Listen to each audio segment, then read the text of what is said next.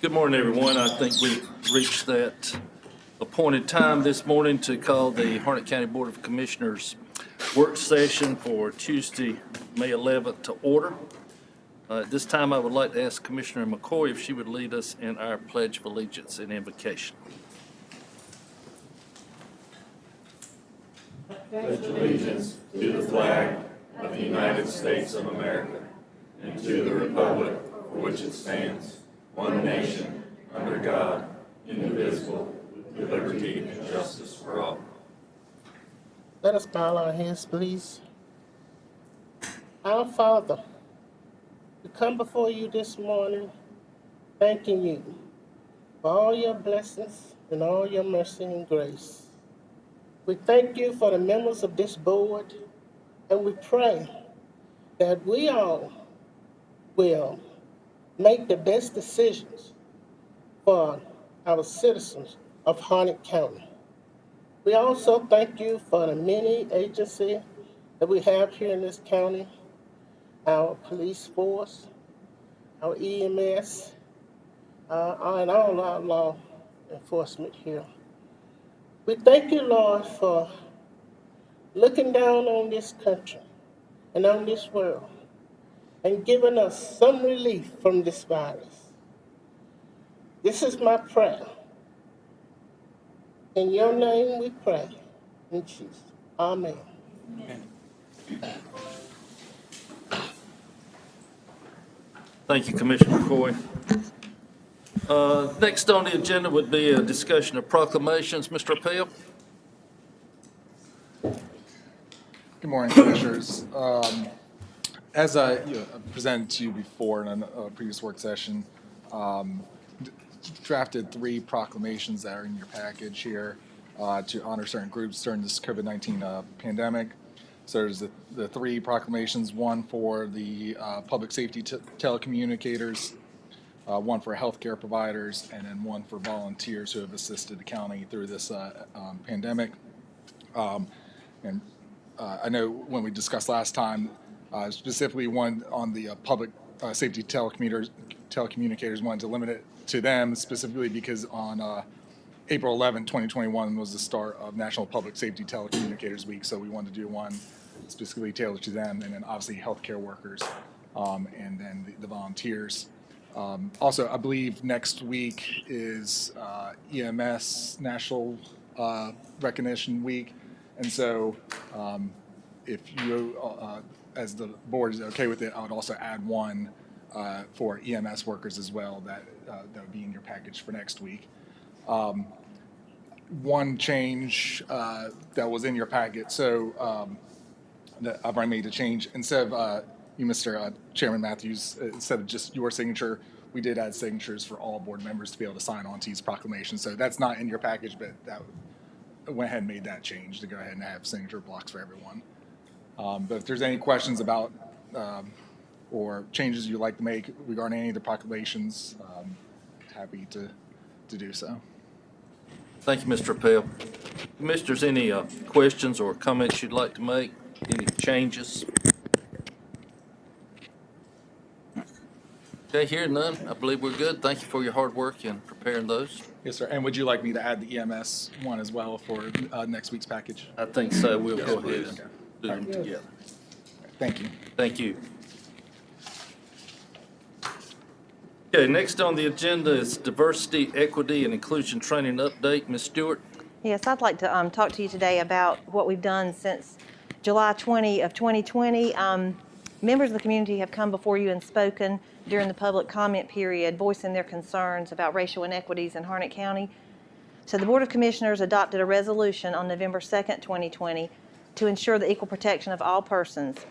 So I have been working with an outside consultant, Ann Kitron Sanders, who's here today from Cooperative Extension, to develop an action plan based on the public's concerns. So we all got together and felt like the first step would be training our own workforce in diversity, equity, and inclusion. So we have contracted with Dr. Kari Claudia Allen, and the first lecture will be held on June 16th. It will be mandatory for all county employees, and it's an introduction to race and racial reconciliation. We'll follow that lecture with a survey of all our employees, and Dr. Allen will analyze the results, and then she'll share the results of what people have learned with the county leadership. So then in the late summer, another lecture will follow that one called Bias, Racial Justice, and Communities. It'll be held, followed by a cultural immersion session, and the cultural immersion session will include information related to the cultural experiences of Black Americans, Latinx, and Asian American peoples. And Kitron's going to be instrumental in taking this information out into the community, and we're hopeful that all these efforts together will bring our necessary changes in people's behavior. So I want Kit to kind of come up and speak a little bit more in detail about what the plans are. Good morning. Good morning. So as Paula mentioned, I do serve as the Community and Rural Development Agent for the Cooperative Extension Service. So one statement I would like to share is, racism affects every community and every person's quality of life. It shows up in inequities between groups and in tensions among people from different ethnic backgrounds. In order to have a healthy community and a strong country, we need to face racism head on.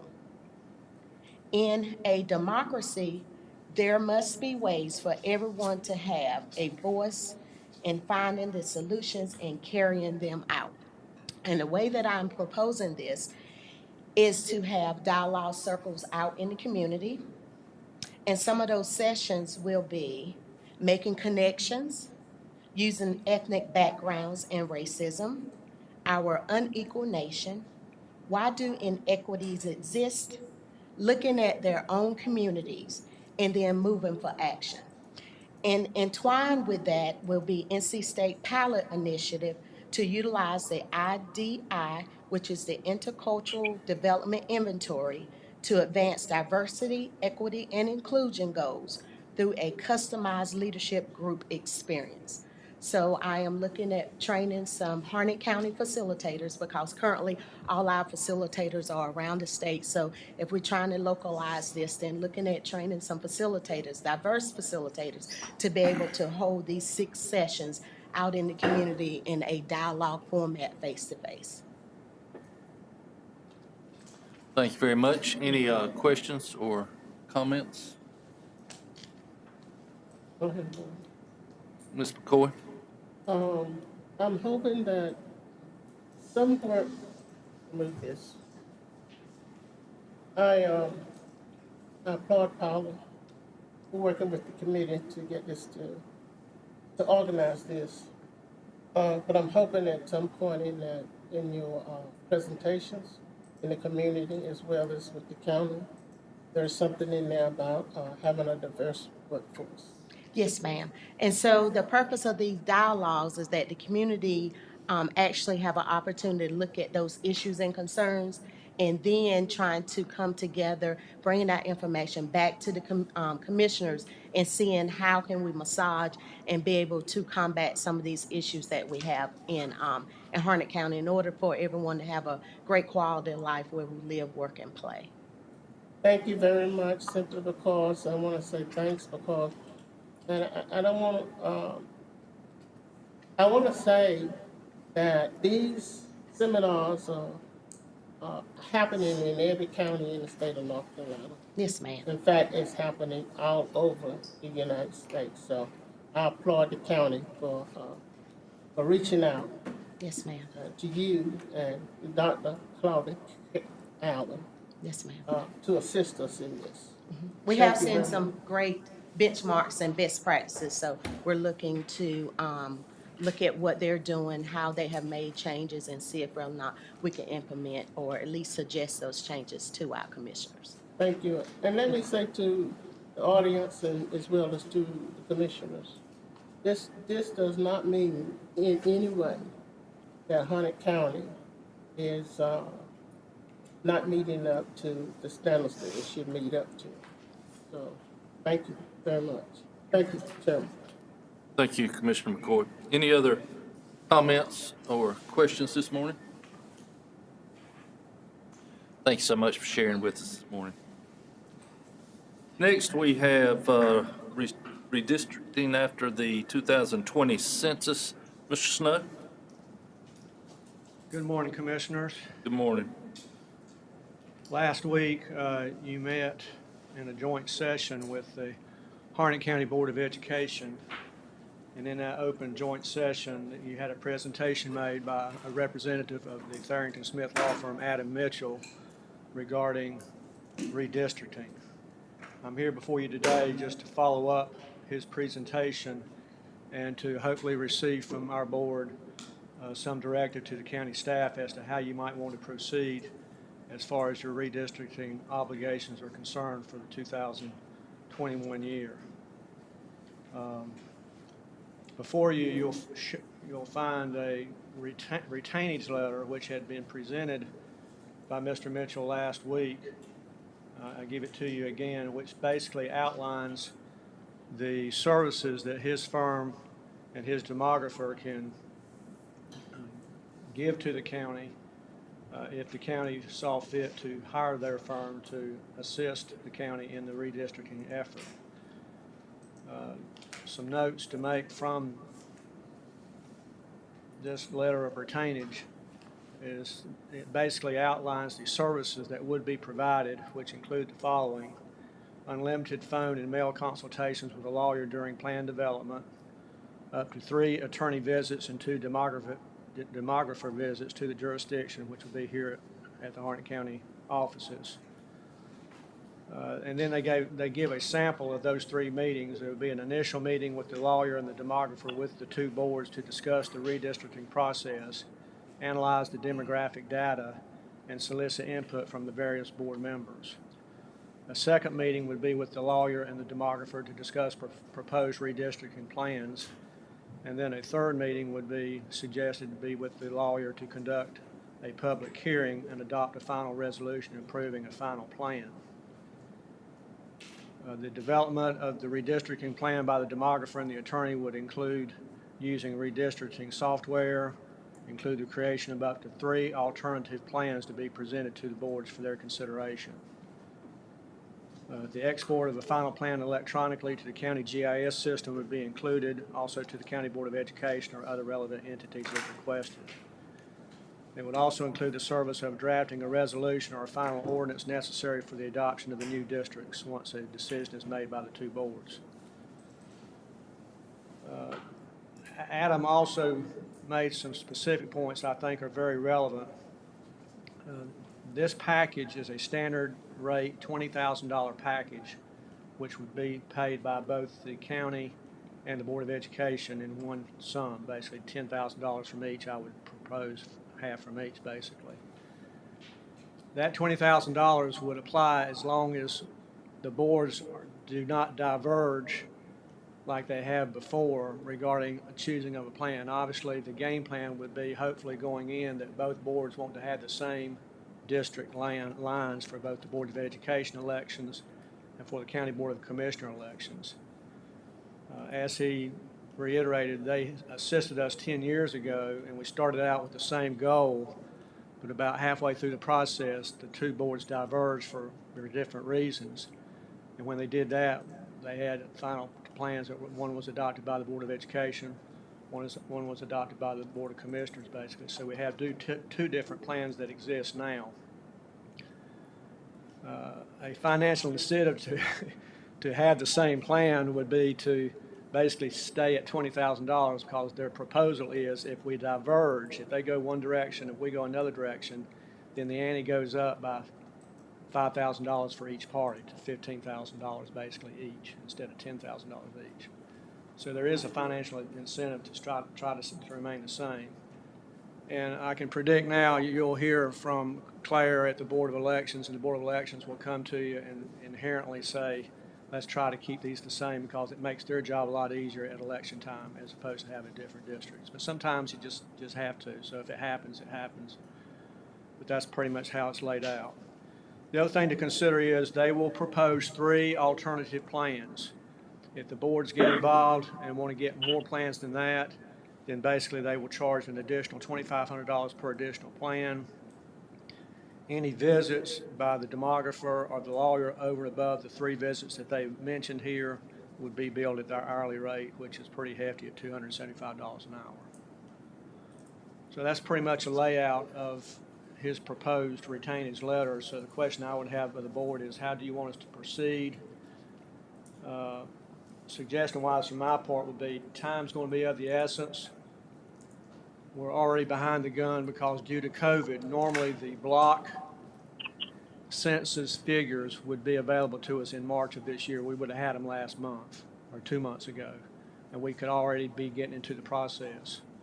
Due to COVID, those block census data is not available. They came out with general data, as you saw last month, when it was predicted that North Carolina, due to the growth of population in North Carolina, we get an additional representative in the House of Representatives. But that was just a general population figure there. It did not get into the block census data, which we need for redistricting purposes. They are predicting we will have those figures sometime in the summer, hopefully as late as September.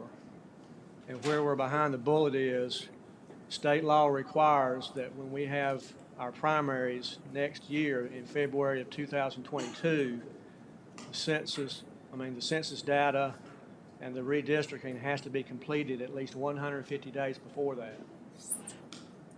So you just count the months from February back. You're talking about we need to have this thing resolved in September in order to meet those deadlines. So once the census data comes, these guys, hopefully, if you decide to retain them, and we go ahead and get them ready to go, they can do their background work. But as soon as the block census data comes in, then they can hit it hard, come to the respective boards, and hopefully have decisions made by September of this year to meet the deadlines. If that's not possible, then we've got to sit back and see how we go. As he mentioned last week, as of right now, our General Assembly representatives have not seen fit to give us any options about extensions or anything like that. Hopefully they'll come to the rescue once these census figures come out, depending on when they do come out. But that's another hill we might have to climb once we get involved. Do you have any general questions about the retainage letter or about redistricting in general, basically? Thank you, Mr. Snow. And you may have said this, but this is, and correct me if I misstate anything here, but this is a required redistricting that occurs every 10 years, and we've hit that 10-year mark. Well, let me preface that. Okay. Redistricting comes obviously every 10 years with the census. We've got our districts now. With the population change that we've had, and we all know that's changed. Right. If you change beyond the 5% redistricting requirement, then you have to redistrict. If it doesn't, you can keep the same district lines you got now. But that probably, in all likelihood, will not happen. The way our county has grown in different areas and not grown in other areas. And also, this firm, Theriton Smith, is the firm that represented the county and school board 10 years ago, I believe. That, we used them 10 years before that. So, So the last two cycles. Right. Okay. Any questions for Mr. Snow, comments? Commissioner McCoy? I was just thinking about what you just said, that with the population growth that we have here now, over the last 10 years, there's subject to be some changes, right? Most likely. That's Yeah. that's the prediction, and that's what they're saying. I think that'll be the case. Well, I guess we just have to wait and see what the numbers say for each district. But I do remember last time, 10 years ago, that we had to have another demographer to come in the county Yes, ma'am. in order to keep the minority district for us to have, for the county to have representation for the minorities in this county. Right. Prior to that, in the 80s, they had to file a lawsuit against the county in order for us to have representation. That's true. I'm hoping that we won't have to do that this time, that it's going to be hard to divide it equally. I understand that, but I'm hoping that the plan that we have the plan that's been presented to us will make it easier for us to draw the districts. That's all I got to say. So do I hear any objection to placing this on the,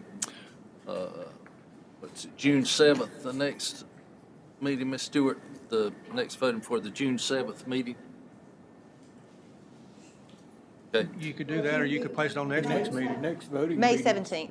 We have one May, Excuse me? we have a meeting May 17th. May 17th for the May 17th meeting, okay? Mr. Chairman, that might be with the caveat that between, I wanted to see what the board said today.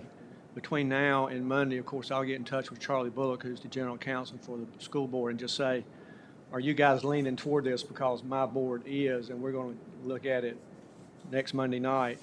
And if they don't come back with saying, well, no, we don't want to use these guys or go somewhere else, or we don't want to do it at all, then we take it off. But otherwise, we think they're going to go into it, because this would be a joint retainage situation, basically. Sounds good. I think their next meeting is the morning of the 17th, so Okay, they should have, I would think they would have an inclination of how they're leaning good. at this point as well. Mr. Chairman. Yes, sir. Mr. Snow, Mr. what are the alternatives if we decide not to go this route? Well, your alternatives would be you go to your own county staff and do the work in-house, so to speak. But I can tell you this, as good as the GIS staff that we have, their ability with the software and the computers and everything else that you have to do for redistricting, we just don't have the experience in that department to handle this. So in my opinion, as counsel for the county, you need some outside help. We've used this firm before. We've used Adam for last go-round. Our Board of Education, separate apart from that, uses this firm and trusts them for their general counsel, outside counsel work. And it's just a very reputable firm, and their fees, I mean, you hate to pay the attorney fees and demographer fees, but that's just part of it. So to answer your question, the only other alternative would either be to do it in-house somehow, or go to somebody else that you might find on the outside that might be able to supply the same services. Thank you. Thank you, Mr. Witherspoon. Any other questions, comments? Okay, thank you, Mr. Snow. So we're placing this on the, We're going to place it on the 17th okay. agenda. And in the meantime, you can touch base with Mr. Bullock. Would you want that on the open agenda or the consent agenda? Any problems with putting that on the consent agenda? Consent agenda. Okay. Thank you very much. Thank you. Okay, next on the agenda is a project ordinance for Northwest Harnett Elementary School Utility Extension Project. Mr. Steve Ward. How are you, Mr. Ward? I'm fine. Hope the board is. Good morning to everyone. Good morning. I've got two items to discuss today concerning the construction of the new Northwest Harnett Elementary School and getting utilities to that area on Rollins Road in the northern part of the county. The first is the project ordinance, which consists of about 12,000 linear feet of 8 and 12-inch water mains that we would have to lay on several different roads in the area, and also about 5,000 linear feet of 4-inch wastewater force mains with an 80-gallon wastewater lift station to serve the school. It will obviously provide water and wastewater service to the new school. It would be funded from our reserves of Harnett Regional Water, and the expected cost is roughly $2.4 million. The project ordinance should be attached for your review, and I'd be glad to answer any questions you may have about this going forward. We certainly need to get started so we can be prepared for the school construction. Thank you, Mr. Ward. Any questions or comments from Mr. Ward this morning? And I believe this would also facilitate down the road future development in that area. It will as well. Thank you, Mr. Chairman. We actually made the water line a little longer than we needed to, and included water line on Christian Light Road. because we feel that Christian Light Road will be a main corridor for growth in that area, not just down Betts Road, Highway 42, and Rollins Road. Rollins Road is not as well developed as Christian Light, and so we're going to extend the water line on Christian Light as well to further serve future growth in that area. Very good. Thank you for that. Any other questions for Mr. Ward this morning? Okay, so we'll put that on the agenda for the 17th, and then I think we have you also discussing an engineering agreement for Northwest Harnett Elementary School utility for the project, I guess. That's correct, Mr. Chairman. We're proposing to use a firm out of Aberdeen, LKC Engineering, to provide the engineering work for this project, design and construction, admin and observation for the project. They are currently working with the school board on some of the site design and civil for the school in that area. So it made sense to use the same firm since they're familiar with the territory, and we thought that was a good idea going forward. They can certainly hit the ground running, so to speak, once the contract's approved. It's attached for your review.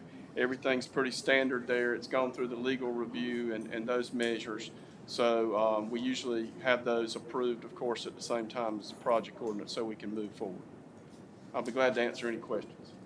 Thank you. Any questions for Mr. Ward on the engineering agreement? I have a question.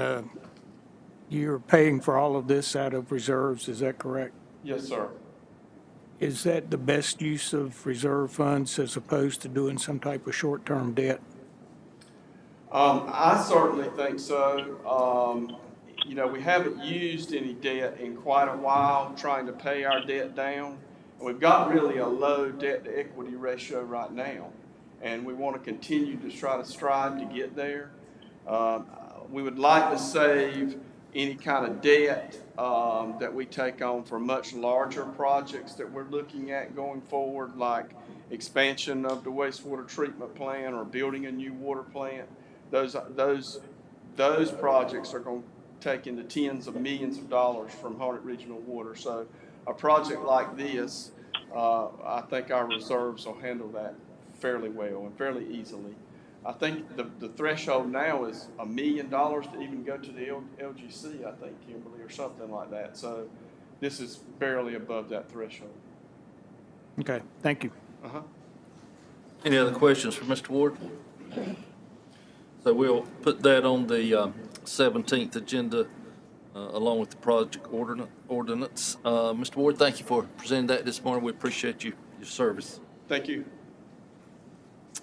Next, we have a discussion of Somerville Bund Level Fire and Rescue request for the construction of a new fire station at 4043 Northwest Highway, North Carolina Highway 210 North on property that the organization owns. Mr. Larry Smith?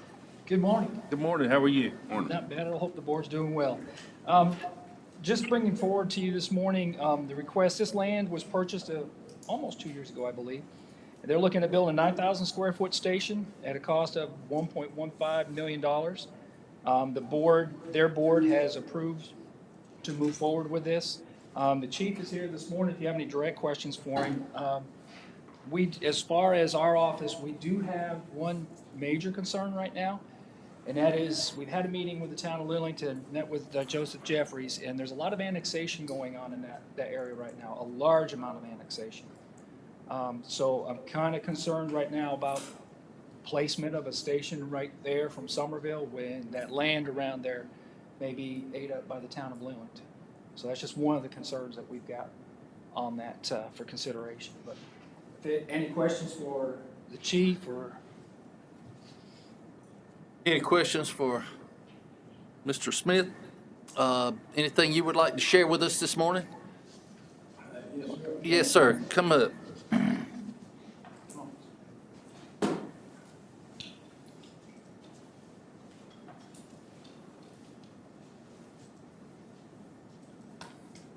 I'm Neil McDonald. I'm the chairman of the board of Somerville Bund Level Fire Department.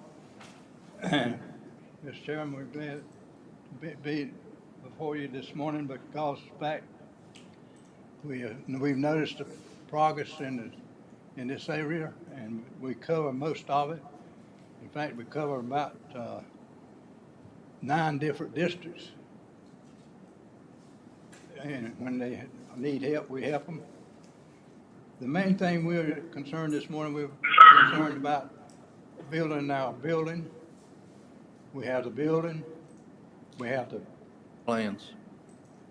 property, we have the building ready to go, and we'll have the bank situation ready, and we're ready to proceed right now. Okay.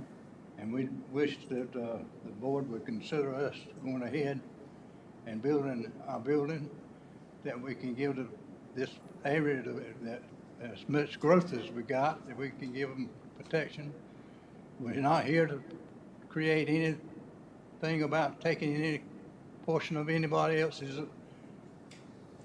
properties or whatever. We're here to serve. Right. Thank you, Mr. McDonald. Any questions like any of the other commissioners like to ask? Well, Mr. McDonald's up here this morning. Okay. Thank you, sir. Appreciate that.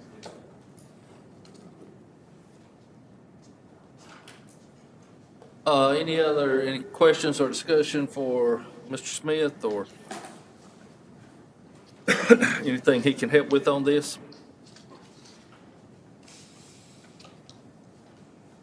All right, so, I'd like to see it on the consent agenda Right. to approve it any objection, put that on the consent agenda? Okay. for approval. Ms. Stewart, if you'll put that on the consent agenda then for us for the 17th. Okay, so noted. Thank you, Mr. Smith. I believe you also have a discussion of Andrew Fire Department's request for approval for expansion to their current station. Not going to get rid of me that quick this morning, I guess. What they're looking at this morning, and Chief 2 is with us this morning to answer any specific questions about the project itself. But they're looking at building a 2,691 square foot addition and also renovating a current 2,000 square foot of space they have. Most of this is what they're trying to accomplish is they're preparing for 24-hour staff, paid staff, so that will be manned 24 hours a day, 7 days a week. It will also take care of some of the older bunk area that they created, that Andrew created for our EMS staff. That'll put all that bunk area into one area of the building, and then they can kind of reestablish those other areas as some training space. That they actually took up a training room when they built that bunk area for us.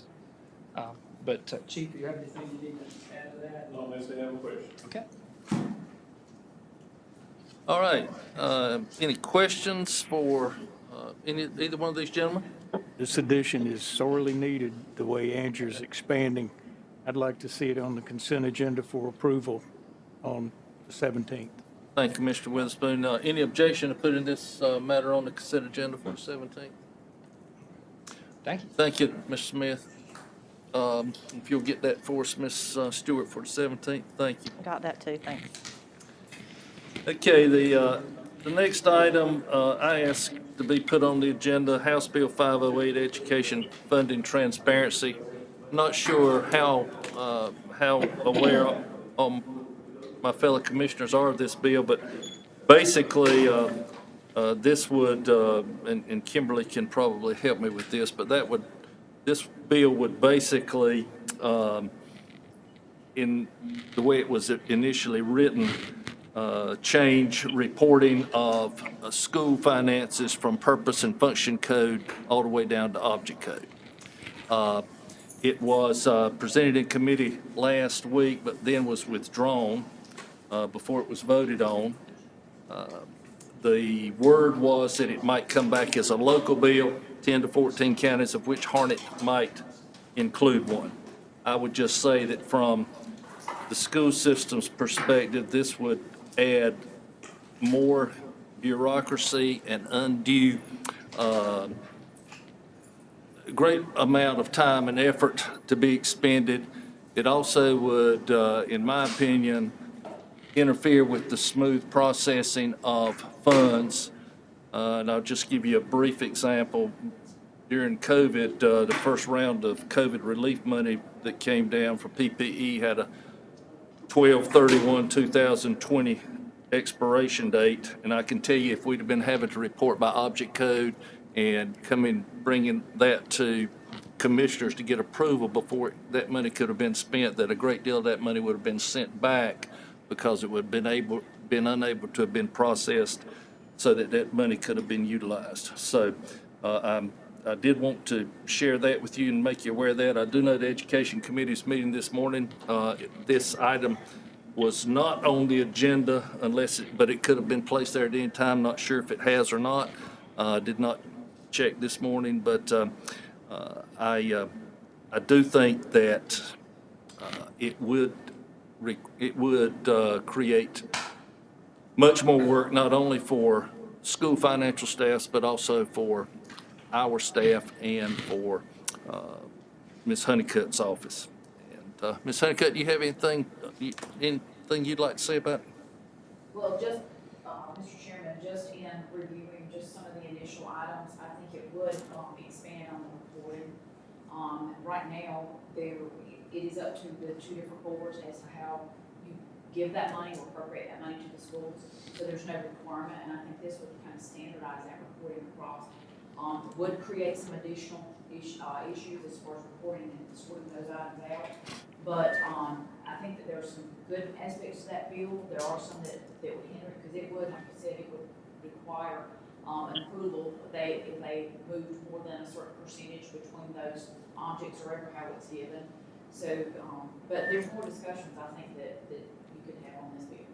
And that sum was $25,000, if I remember correctly. So anything over $25,000, it would have to come for us to be approved. Is that correct? Well, it recommends 25%, but then the variance between the two boards to agree could go down to 10%, and I think that leaves working room so that it is more customized to the individual districts, because we are different from organizations that would be on the coast versus those in the mountains. So it just depends on what works for the two boards. Well, I would just say that I'm not in favor of creating more bureaucracy. And if we've got to micromanage school system and the school board's finances, then we've got more serious problems than I'm aware of. So, anybody else have anything you'd like to say? Mr. Chairman, there's sir. There's also a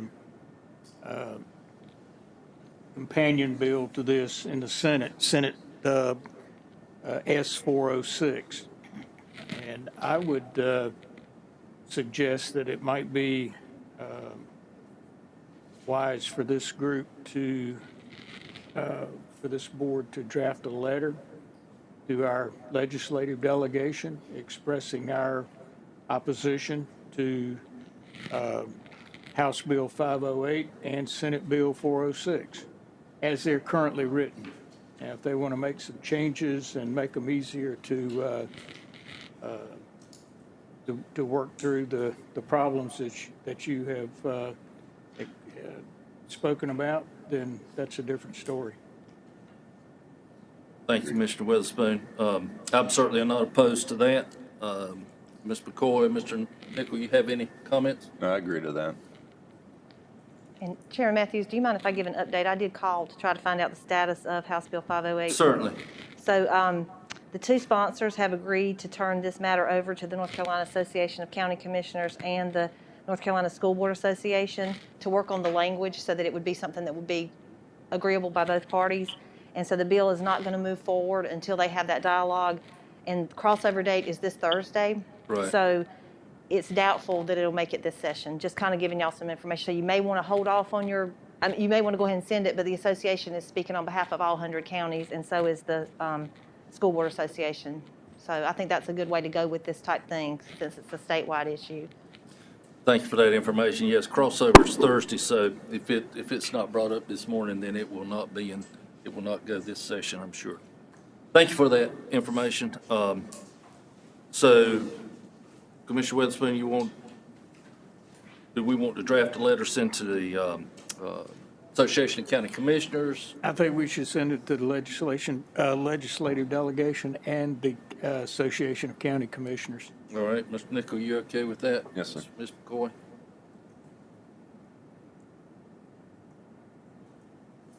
You okay with that? Okay, sounds good. Thank you. Ms. Stewart, we'll get together and talk about that. And thank you for sharing that. I think you're up next with the county manager's report. I am. So you have before you the agenda for Monday night, May 17th at 6 p.m. The things in red, items G through K are the ones that you just asked us to add to the agenda. And then item L will be the Tharrington-Smith agreement about the redistricting. And then I wanted to ask you we've got on number 5, reading aloud those proclamations. You don't have to do that. It's totally up to you if you want to read the proclamations or if you just want to have them in there. So we wanted to ask if you wanted them read aloud and have someone here from representing each agency, or just let them be on consent and not read them aloud. I'm fine either way. I do know Mr. Johnson was, he was the original proponent of these resolutions, so I would think maybe we'll touch base with Mr. Johnson, see how he would like to handle And that. he may be on the phone, so Commissioner Johnson, if you're on there and want to speak, that would be great.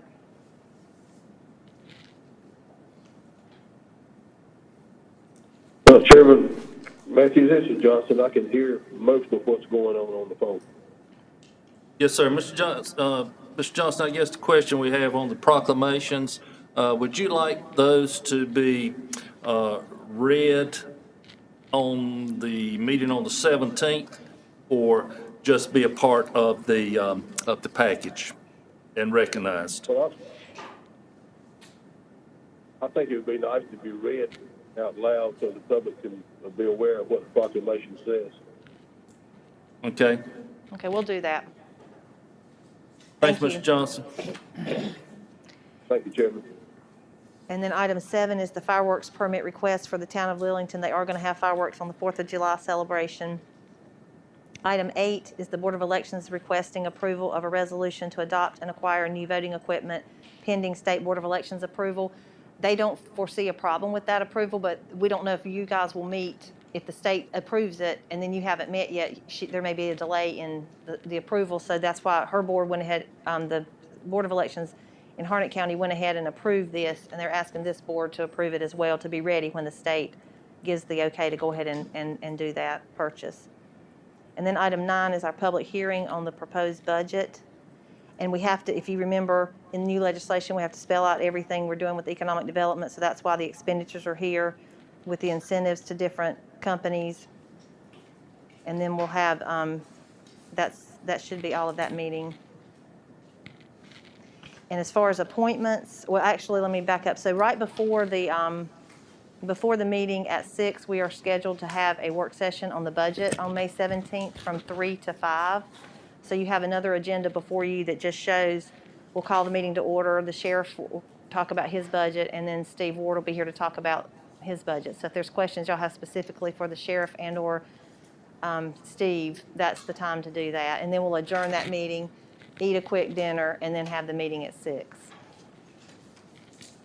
And if you look, the next sheet you have before you is your appointments, so just make sure you review your appointments, that you're okay with those 2, one for the Economic Development Council, one for the Board of Equalization, one for the Nursing Home Community Advisory Committee. Mr. Chairman, this is Commissioner Johnson. May I say something, please? Yes, sir, Mr. Johnson. On your review application to serve on the boards and committees, one of those is in my district for economic development. That would be Phyllis Godwin. I know her as a very professional person, and I highly recommend her for that board. Thank you, Commissioner Johnson. Yes, sir.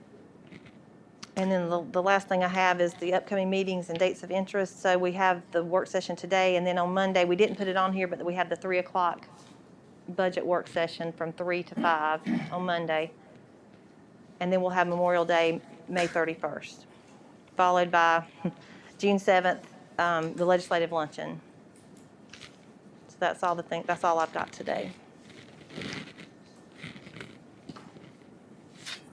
Yes, one question I have, in the budget discussion that we'll have on the 17th at 3 o'clock. Now, if there were to be any changes that came out of that, then that would fit all the timelines to have that public hearing that night. Yes, it will still fit, because what will happen, what we do ordinarily is after the public hearing, because the public may say things that make you change your mind about certain things. So then there's that period between the public hearing and when you do the adoption, that all the changes get made.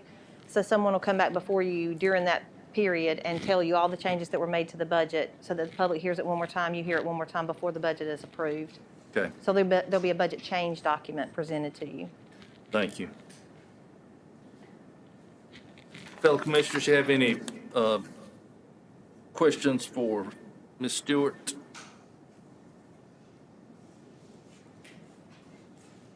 Okay, thank you for that report, Ms. Stewart. Do we have a need to go into closed session? Yes, sir, Mr. Chairman. I move that the board go into closed session for the following purposes. One, consultation with the county's legal staff in order to preserve the attorney-client privilege concerning the handling of certain claims and litigation, including the following case. In regards to national prescription opiate litigation, U.S. District Court for the Northern District of Ohio, Eastern Division, MDL number 2804, case 1:17-MD-02804, and to discuss certain personnel matters.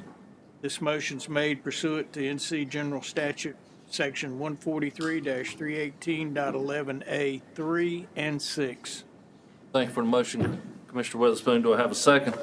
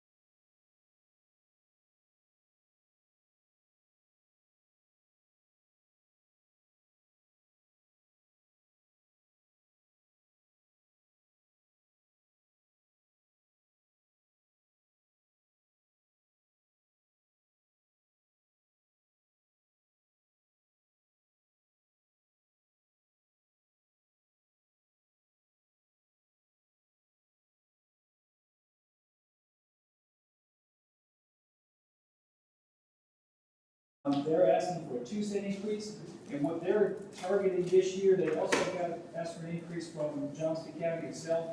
They're targeting putting paid staff in that station 24 hours, which we fully support. That's anytime we can man a station 24 hours a day, that's a big boost for that area. That's the main reason they use them there, is some operating cost issues too, but most of it's personnel. Yes, sir. Excuse me. You referred to Benson, to Hunter County, because that portion of Benson. No, it's actually the Benson County Fire Department in Johnston County. They cover a small portion of the county so that we can give our taxpayers that same insurance rate within a 5-mile area. Our department still responds to them, but Benson is that primary first out. Okay, that's the question I had. Yeah. Thank you. Yes. And Cypress Point is the same way. That's another one on the western side that has a small portion of Harnett County they respond to. And they're looking for a penny increase this year. And most of theirs is the same thing. They haven't asked for an increase in 11 years, and their personnel costs are going up along with everything else that we're all experiencing right now. Godwin-Felkins, they're asking for a 5-cent increase. And their justification, as you've seen in their letter they've listed, is that they want to bring that up to what their Cumberland County rate is for that area. To raise that, we're looking about, that 5 cents would be about a $1,209 increase. They cover a very small area for the county. But that's their justification, is to bring that up to their Cumberland so that all their folks were paying the same rates. Those are the only increases I've got for that. Any questions for Mr. Smith? Also, we're looking at doing a across the board for our EMS squads, looking at giving them a 3% increase this year across the board. We had some, as you saw in your packet, that had some requests that were much higher than that, but we didn't give them anything last year just due to the issues that were going on. We're looking at 3% across the board.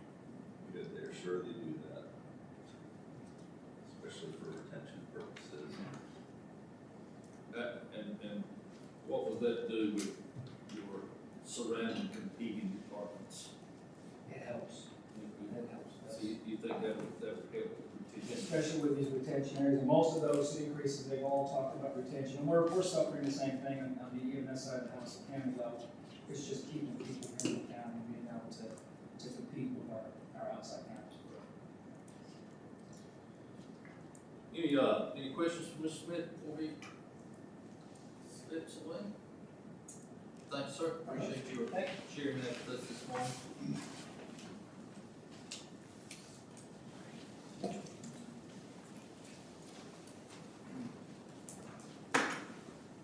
Next, we're gonna have, Barry Blevins and Holly Price talk about FDO budget for the step forward. And let me back up. This is Paula Stewart. What I had done in the budget was I left it as if we were going to outsource the operations at the airport. So in order to, now that, since at the time, we didn't know what the board was gonna do with the airport. So now that the decision has been made to bring it in-house,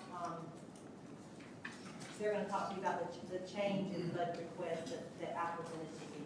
So let them speak to that now. Good morning, everyone. Good morning.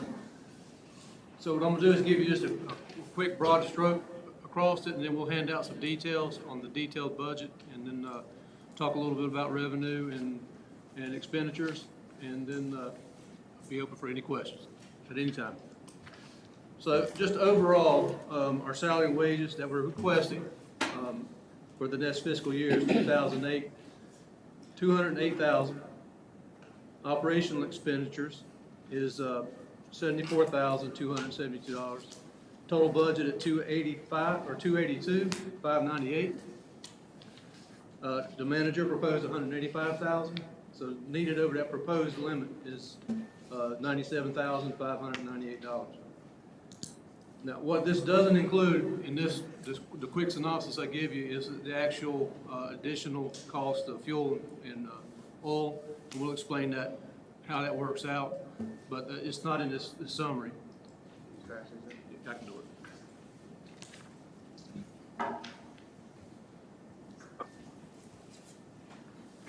not an accountant, but I got one that works for me. So that's the reason I had to do the local one. Thank you.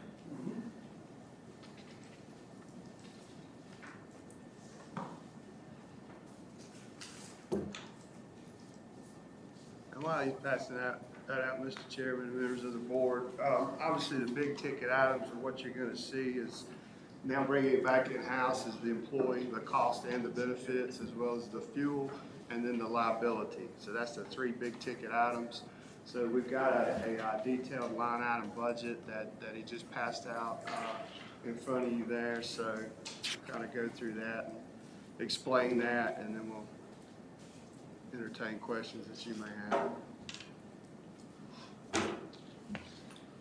So first thing out the gate, I know this was a subject that was proposed several times on liability.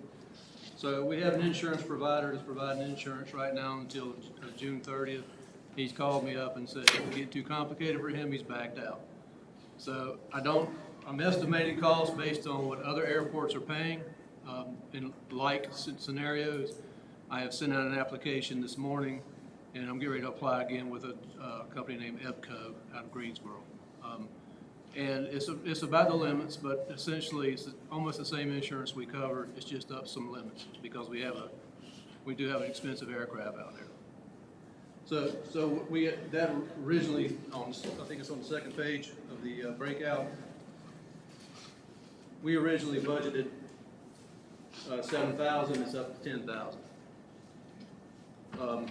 Again, that's just based on like airports that are operating their own airports, and what I've gotten, they share their budgets with me, so that's what I'm using. I did use one insurance provider that's providing insurance for several airports, so I'm hoping it'll be around the same amount. Again, the fuel and oil is $324,000. Now, I got to remind you that when we budget this, we'll be selling fuel and adding revenues back to the budget. I have to say that we're very conservative on our estimates. Fuel sales over the last several years have been fairly high. Last year was, obviously 2020 was slow due to COVID.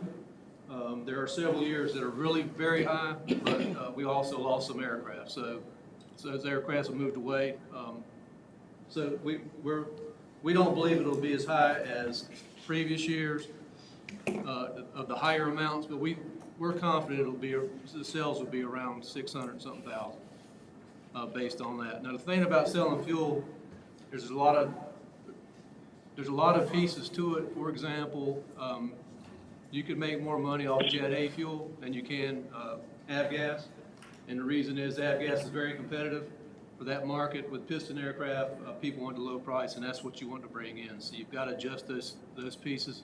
You can charge more for Jet A because Jet A is the kind of fuel that they buy a lot of, and they're not going to hunt around for prices. So if you can get those folks to come in under customer services and all those kind of different things, then you can do more.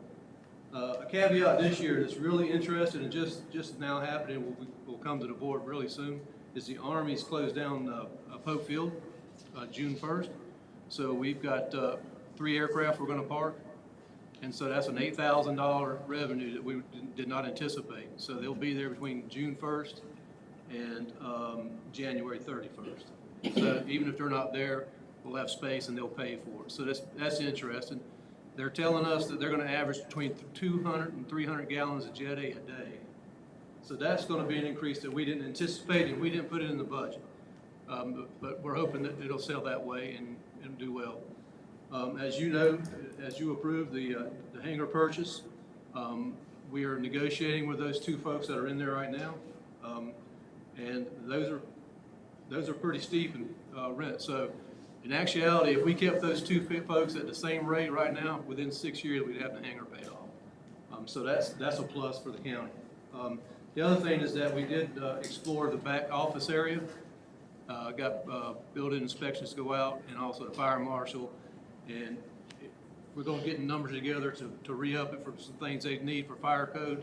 but essentially I think we could rent that out. And I do know that Med-Trans has shown an interest previously to renting some of that space out. So that'll be additional revenue that we have negotiated, but we're not in any kind of agreement yet. So those pieces are looking really well. And remember that we will receive all the revenues for tie down. We estimate that at $13,000. You got that in front of you. So again, very conservatively on the fuel sales, the total revenue we're anticipating is $392,000. And what we did was we just used straight across the board 6%. Again, selling fuel is a little different at airports. For example, the Army uses what's called an air card, and we have to use certain software for that we've not meshed yet. Also, on a given day, a company, and I'll use Godwin Manufacturing because I know they have a contract fuel price. So they've negotiated a price, let's say for Phillips and Michelle, where they hunt for the lowest price. So the contract price could be higher than what we have. So then they wouldn't use their contract price.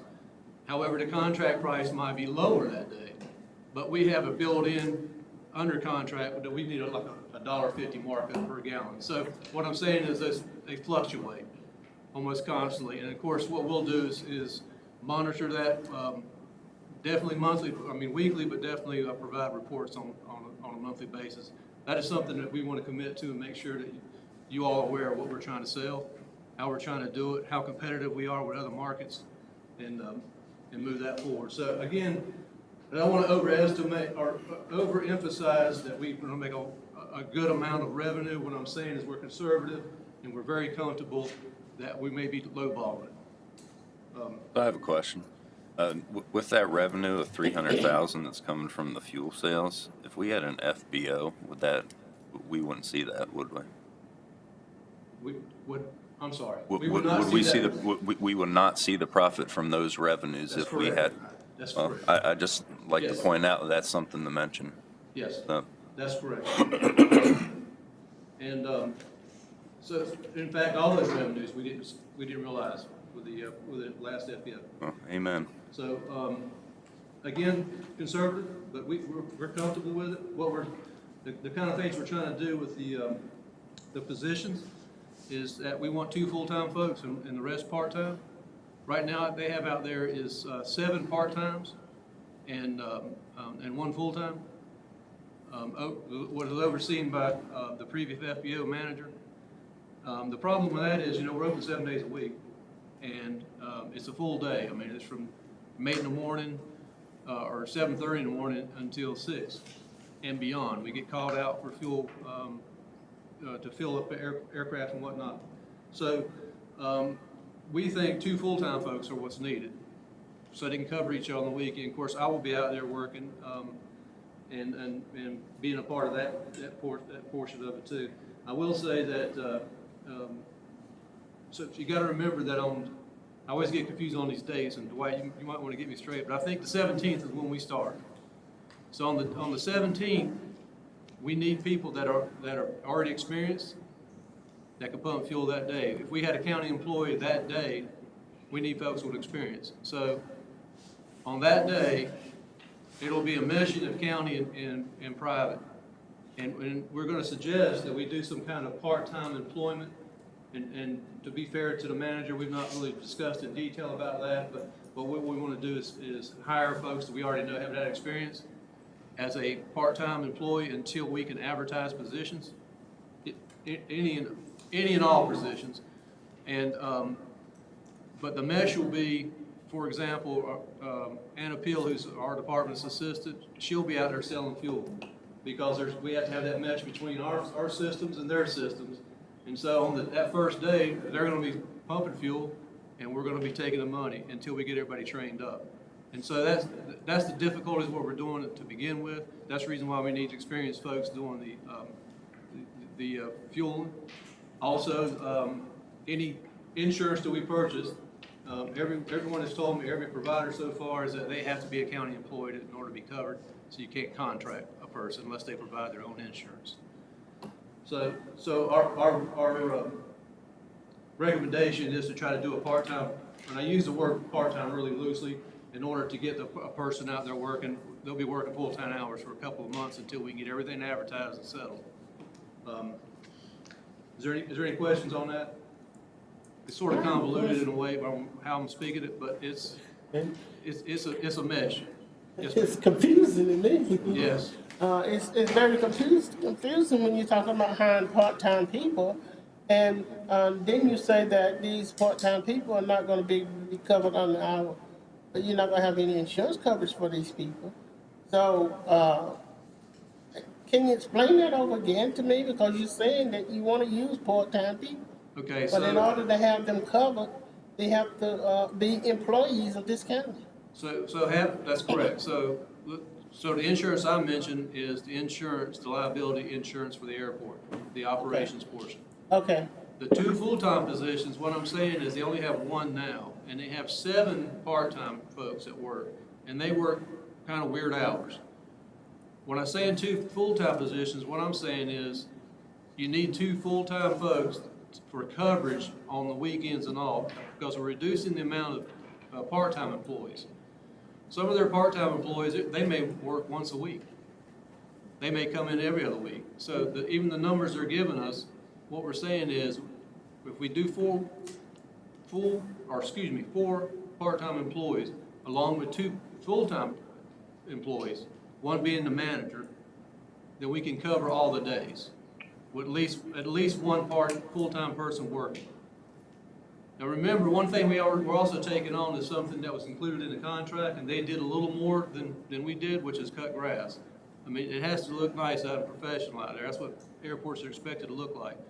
So our plan is to use some of those folks when they're not fueling planes, cutting grass around the hangars, and all the areas around the terminal, to do the same thing that the previous FBO would do. We have been working with Parks and Rec, and they've cut it some, but they're tasked out. We do use solid waste to help us with the other field portions. In fact, we scheduled them to come out. It's looking pretty rough right now, so we scheduled that. So I talked a lot, but did I answer your question on the insurance? yeah, yes, it answered my question, but I still would like to know if these 2 people gonna have the same title, same job title. No, ma'am, they don't. One we're calling a senior line operator, so somebody with a lot of experience fueling aircraft, overseeing the quality assurance requirements, overseeing safety, while as the airport manager, the operations manager, is the person who ensures they're purchasing the fuels at the right time, at the right prices, oversees the safety program, the stormwater prevention program, all of those pieces that are every day going on out there. But that I understand. Yeah. I didn't understand you saying we're gonna go out to Yeah. people, Right. and you were explaining as if they were gonna have the same job Yes, title. ma'am. So the reason I keep saying 2 full-time is so we'll have overlap. Yeah. A manager I can't work understand 7 that. days a week. That's what I'm really getting to. Yeah, that makes sense. Steve, is there any other questions? Any questions for Mr. Blevins? Thanks so much.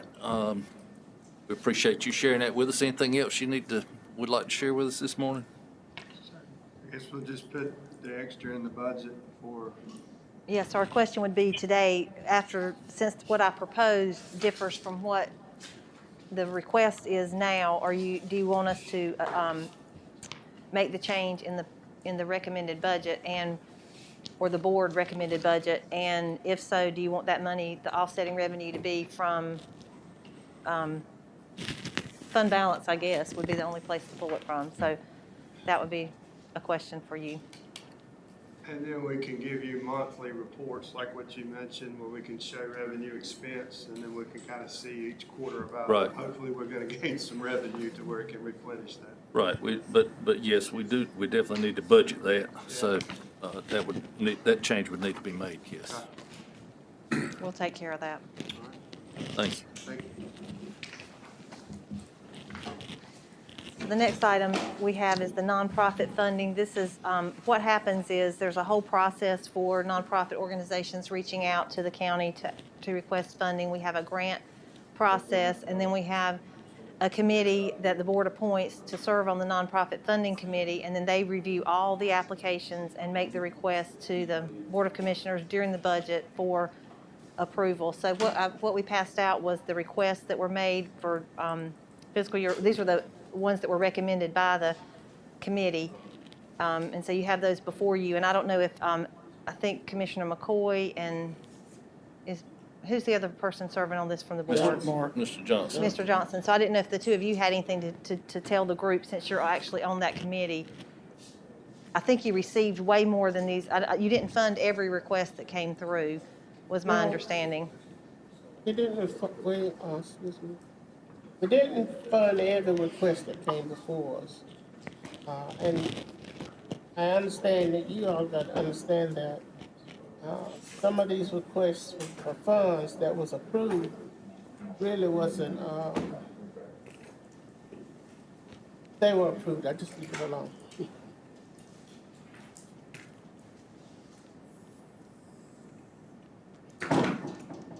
They were approved by the committee. Let me say it right. So this list we have in front of us is what the committee What the recommended. committee approved. This is about $20,000 more than last year, and then keeps like it's increasing from the previous year from that also. And I know this was a big topic of discussion last year with the board, and then it increased, I believe, to like $60,000 from an original 40. I think it has increased every year that we've done it, simply because when we first started off, I think that maybe the word didn't get around to all the different nonprofit committees.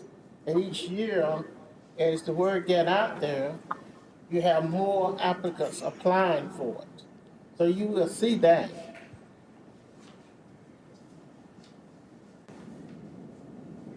So I guess our question is, since it is more than we budgeted last year, I did recommend this since the advisory board recommended this amount. That's why I put it in the budget to bring forth to you. And if there was any changes you would like to make to it, that's why we're bringing it up today.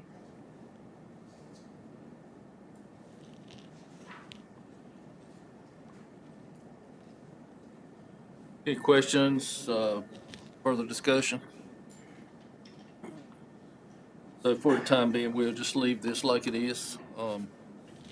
If we, any of this stuff that we have gone over today, if you have questions about it later, we have another work session, I believe, to discuss budget. And if we need another one, we can also schedule another one. But we were trying to hit the topics that we knew that you guys wanted to speak about. So in these two work sessions, but if there's other things we need to address, we can do that as well. Can you get me a printed off list of last year's and the prior year's organizations and their amounts, please? I think I've got it right here. I can have Lindsay make you a copy. Mr. Chairman? Yes, go. I am recommending if there's any changes in what the committee approved and agreed to, that we all discuss it in our meetings. Not let it be just 2 or 3 people discussing this, because this affects the public. Right, And my decision is that I try to fund nonprofit organizations that are doing and spending money to push forward the agenda for the county as well as for the nonprofit organization. Thank you. We do appreciate you and Mr. Johnson's work on this. And they did receive more this year than any year in the past as well. I do think word had gotten out about it. More requests you're talking about. Right, yes. we had more submittals than, right. Sure. Way more, certainly did. Okay, anything else? Anything else you wanted to discuss, Ms. Stewart? Yes, the Harnett County Schools funding, I was hoping that Renee and Lisa would kind of help me on that one, just so y'all can kind of get an understanding of what they requested and what we recommended in the funding. If you don't mind, that would be great. So for the people that are listening in, Renee Pascal and Lisa McFadden are going to discuss this Harnett County School funding.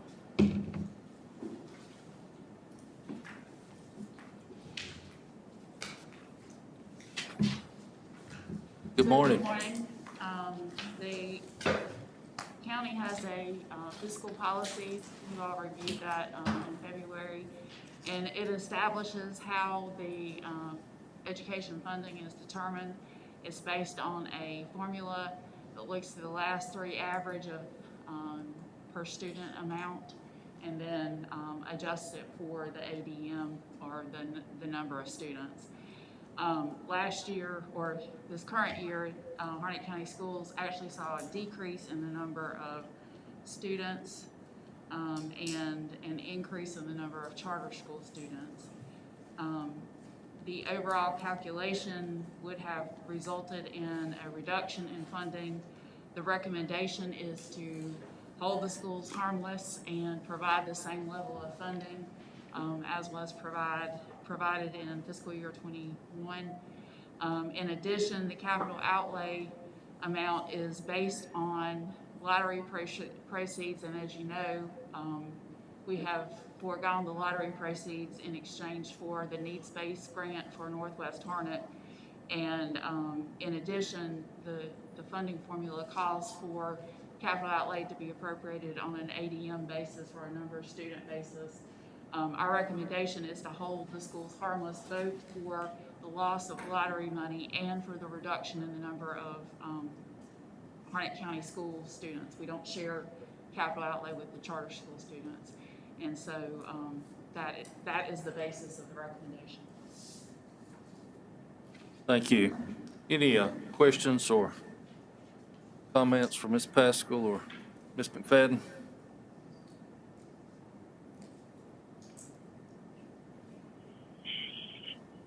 Okay, hearing none. Thank you so much. Appreciate your hard work. I know that, I don't know. I just can't imagine what a job that was. So. I should have mentioned that we did increase the overall funding to Harnett County Schools because we funded their CIP request for a maintenance fund, and that increased overall funding by $1.4 million. Thank you. And I will say that I do appreciate you including the schools in that CIP process.